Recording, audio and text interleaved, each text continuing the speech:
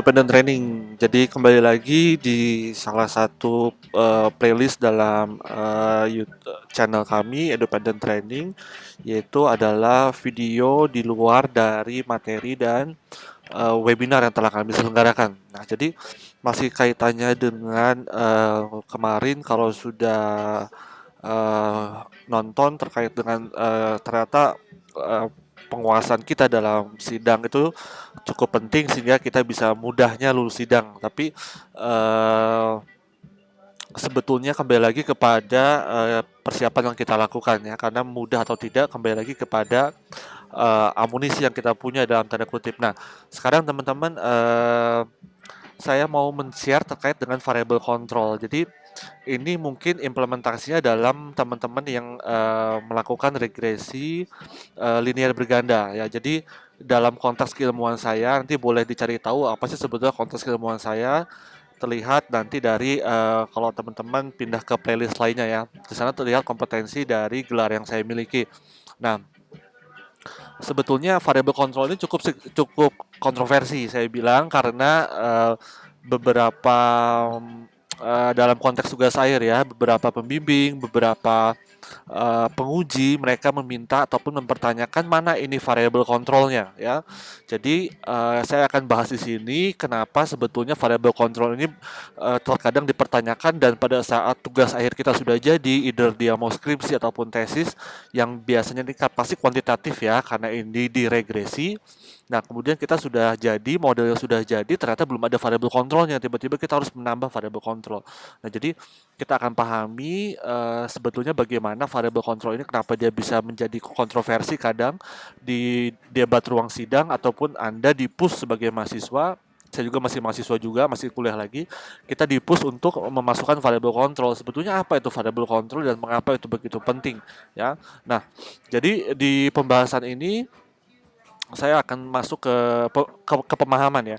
Sebetulnya apa variable control itu ya. Jadi nanti boleh silakan teman-teman cari referensinya dan silakan menyamakan persepsi dengan dosen pembimbing, dosen penguji ataupun dengan dosen metodologi penelitiannya ya.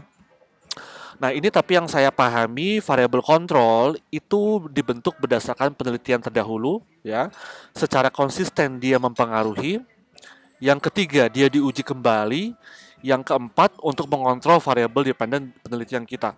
Ya, nah jadi ini definisi yang saya pecah menjadi 4 ya dalam persepsi saya ya. Nah, sebetulnya variabel control itu pertama pembentukannya adalah berdasarkan penelitian terdahulu ya. Jadi kalau teman-teman diminta memasukkan oleh dosen pembimbing ya, tolong masukkan variabel control ya. Pertanyaan kita adalah berapa banyak variabel kontrol yang akan kita masukkan. Variabel kontrolnya apa saja? Jadi memang kita tidak bisa asal memasukkan baik jumlah dan jenis variabel kontrol yang akan kita masukkan. Nah, jadi teman-teman kalau diminta oleh dosen pembimbing Anda ataupun penguji menambahkan variabel kontrol, pastikan Anda memiliki jurnal penelitian terdahulu yang di dalam model penelitiannya memasukkan variabel kontrol. Nah, berdasarkan variable control dari jurnal tersebut, bisa kita masukkan ke dalam penelitian kita. Jadi, sebetulnya dalam rangka mengadopsi variable control, jumlah dan jenisnya harus berdasarkan penelitian terdahulu, ya. Nah, itu yang pertama yang perlu kita perhatikan. Nah, yang kedua, untuk memahami variable control, sebetulnya variabel kontrol itu dulunya dalam persepsi saya itu adalah variabel independen ya. Teman-teman mungkin pernah sidang, kalau enggak pernah mungkin pernah uh, diminta oleh dosen pembimbing membuat judul, kemudian dosen pembimbing bilang seperti ini. Judul kamu sudah terlalu sering variabelnya. Saya ambilkan contoh misalkan pengaruh return on asset terhadap harga saham. Kalau kita ketikkan judul itu di dalam Google ya, itu sudah banyak sekali penelitiannya ya. Nah, kemudian seiring dengan perkembangan waktu, semakin banyak penelitian yang menguji variabel, contoh misalkan return on asset terhadap harga saham, dan menghasilkan suatu uji yang memang terbukti signifikan berpengaruh terhadap harga saham. 1 dekade, 2 dekade, akhirnya variabel independen tadi mulai berfungsi pindah menjadi variable control. Artinya apa variable control di sini? Yaitu memang dalam pasar modal, terutama dalam penentuan harga saham, salah satu variabel yang harus kita kunci masuk ke variable control, yang harus kita kontrol situasinya adalah return on asset. Nah, jadi sebetulnya kalau ditanyakan variable control itu dia tidak langsung muncul tiba-tiba menjadi variable control di belakang penelitian kita ya. Tapi sebetulnya dia awalnya variable independen dulu nih. Ya, jadi mungkin 2 dekade atau 20 tahun yang lalu variable independen itu yang berupa ROA tadi masih menjadi hipotesis, masih kita duga, ya kan? Karena dalam model jangan lupa variabel pertama atau variabel pertama itu adalah variabel yang kita duga. Misalkan tadi dependennya harga saham, independennya return on asset. Akhirnya return on asset kita duga 1 tahun, 2 tahun, 2 dekade, lama-lama ROA tidak perlu kita duga. Kenapa tidak perlu kita duga? Secara majority orang meneliti ROA terhadap harga saham sudah pasti kok mempengaruhi sudah pasti mempengaruhi return on asset, mempengaruhi harga saham. That's why makanya kemudian di dalam era-era saat ini orang mulai memindahkan ROA. Loh, ROA jangan lagi diteliti. Kenapa selama dua dekade katakanlah bahwa ROA itu sudah terbukti mempengaruhi harga saham ya. So, itu sebabnya kenapa saya bilang secara konsisten mempengaruhi. Nah, di penelitian yang kita akan lakukan, kita berusaha untuk menguji kembali ya, menguji kembali variabel kontrol tersebut apakah dia masih menjadi variabel kontrol yang terbukti mempengaruhi di dalam konteks penelitian kita ya. Masuk ke poin ketiga, saya bilang dan diuji kembali dalam penelitian kita ya, untuk mengontrol variabel dependen penelitian kita ya, terlepas nanti variabel dependennya apa ya. Nah, jadi variabel kontrol kalau mau dalam satu kalimat saya akan sampaikan bahwa variabel yang sudah terbukti ya secara dalam kurun waktu jangka panjang mempengaruhi variabel dependen yang akan kita uji kembali pengaruhnya di dalam penelitian kita ya. Nah, itu definisi yang konsep variabel kontrol. Kalau di dalam kelas saya suka mengambil contoh seperti ini ya.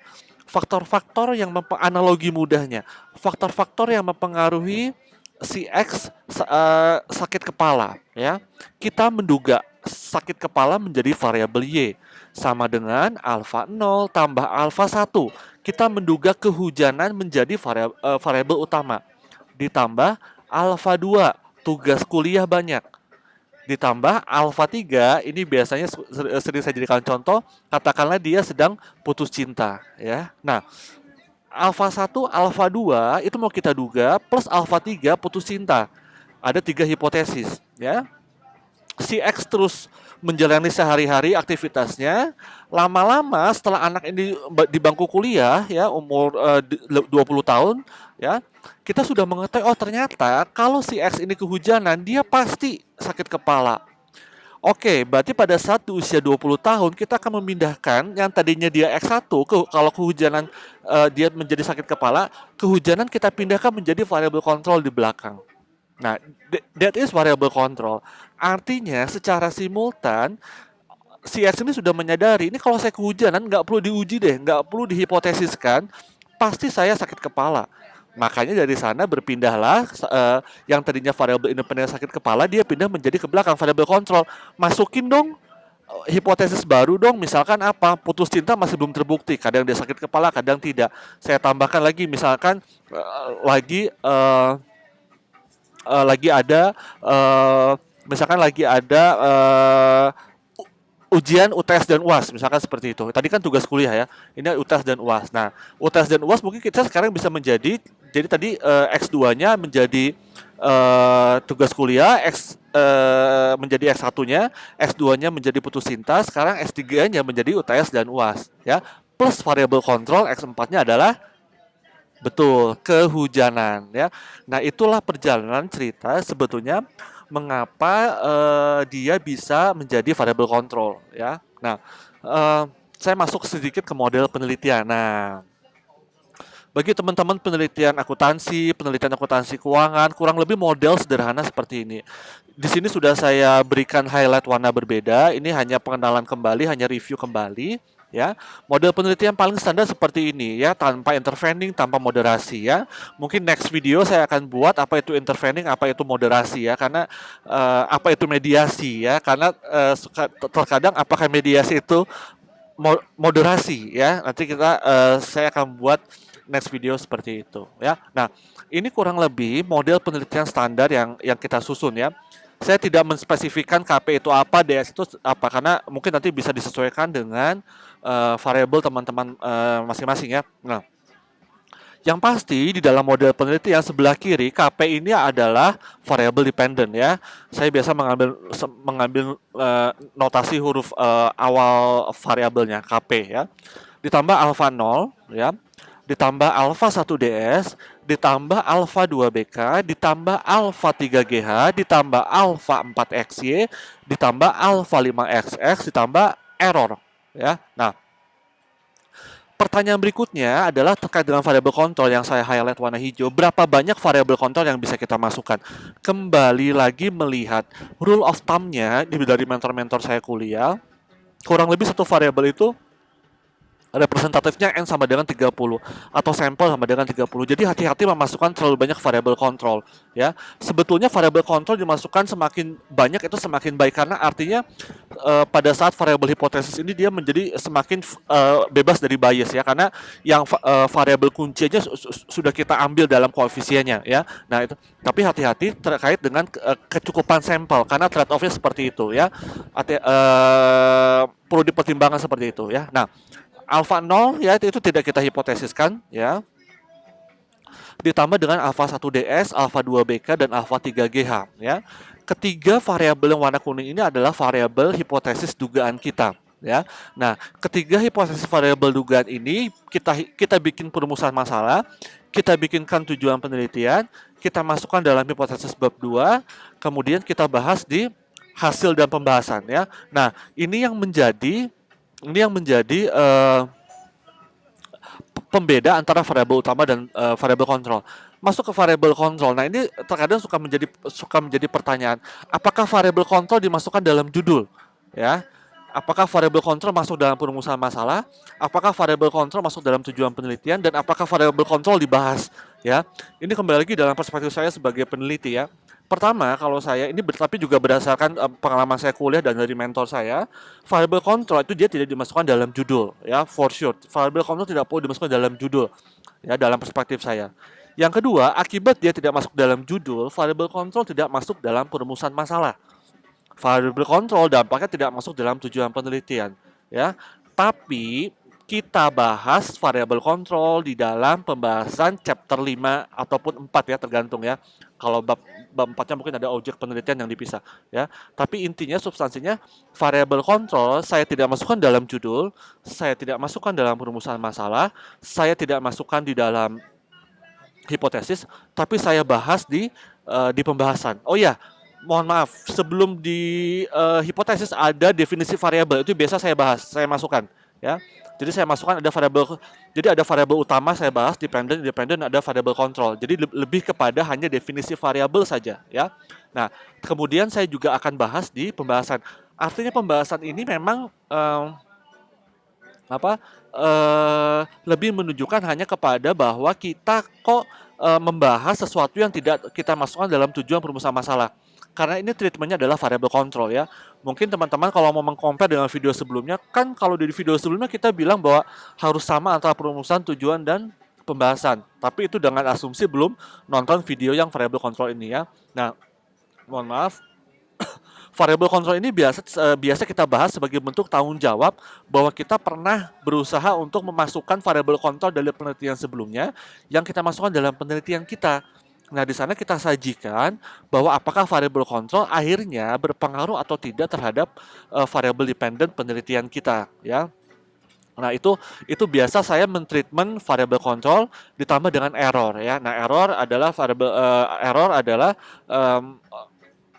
bentuk dari variabel lain yang belum masuk dalam penelitian kita yang mungkin nanti masih menjadi keterbatasan penelitian kita, ya.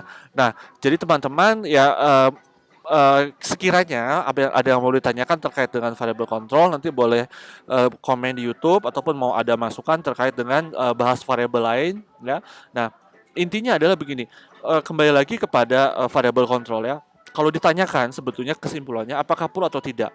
Idealnya memang perlu variable control ya, tapi kembali lagi karena apa? Sebetulnya karena variable control itu dia berusaha untuk memberikan koefisien yang lebih, bebas bias untuk variabel utama kita yang kita hipotesiskan.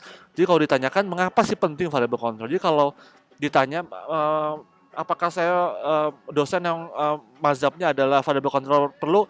Ya, kalau perlu, tapi saya kembali lagi kepada kemampuan tiap mahasiswa, ya. Itu yang pertama, yang kedua adalah kembali kepada tujuan penelitian kita, ya. Selama kita men-statement apa yang menjadi keterbatasan penelitian kita, ya, selama kita menyadari apa yang menjadi keterbatasan penelitian kita, katakanlah saya memiliki mahasiswa, ya, dia tidak memasukkan variabel kontrol, ya, fair. Maka saya akan bilang bahwa ya sudah, kalau Anda tidak masukkan dalam variabel kontrol, ya, maka kita akan bilang itu dalam keterbatasan. Fair bahwa penelitian kita masih mengandung bias, terutama kita belum memasukkan variabel kontrol.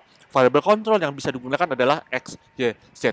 Sehingga penelitian berikutnya diharapkan mampu memasukkan variabel kontrol di dalam penelitiannya, ya. Nah, itu bentuk tanggung jawab etika penelitian yang menurut saya perlu kita pegang, bahwa penelitian itu tidak perlu sophisticated, teman-teman. Menurut saya ya, penelitian itu saya selalu bilang dalam video saya sebelumnya, penelitian itu adalah penelitian yang selesai. Ya, you are trying to make it sophisticated research, tapi tidak pernah selesai. Yang namanya bukan penelitian ya.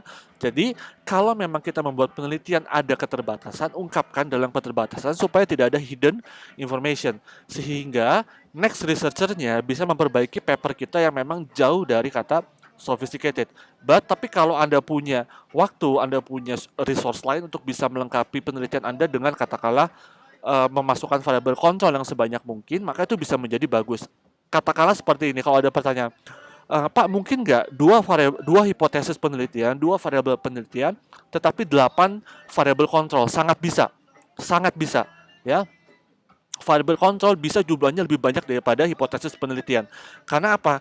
Variabel kontrol ini sudah terbukti mempengaruhi variabel dependen itu secara simultan, ya. Nah, sehingga sangat dimungkinkan sekali kalau ada pertanyaan, variabel dugaannya cuma 2, tapi variabel kontrol bisa sampai 5 atau 8. Itu terutama ada di jurnal-jurnal luar ya. Kalau di kita, di Indonesia, biasanya jurnal penelitian kita masih melihat jurnal hipotesisnya masih jauh lebih sedikit daripada, masih jauh lebih banyak daripada variabel kontrolnya. Jadi kalau hipotesis utamanya 3, variabel kontrolnya 1 atau 2. Ya, tapi kalau di beberapa jurnal luar, saya notice bahwa kalau 3 hipotesis, dia bisa ada 8 variabel kontrol, ya. Nah, itu yang menjadi, mungkin ada sempat teman-teman mempertanyakan terkait dengan jumlah variabel kontrol, ya. Tapi kembali lagi, ingat, hati-hati pada saat Anda memasukkan variabel kontrol itu sebetulnya ada variabel independen, sehingga sufficient of sample itu sangat perlu diperhatikan. Trade-off-nya apa? Hasil regresinya tidak menjadi bagus, ya. Oke ya. Nah, teman-teman, kalau nanti ada pertanyaan terkait dengan variable control, boleh di komen di bawah, ataupun mau memberikan suggestion kira-kira next kita mau membahas variabel apa. Oke. So tetap di channel Independent Training. Sampai ketemu di next video terkait tentang metodologi penelitian.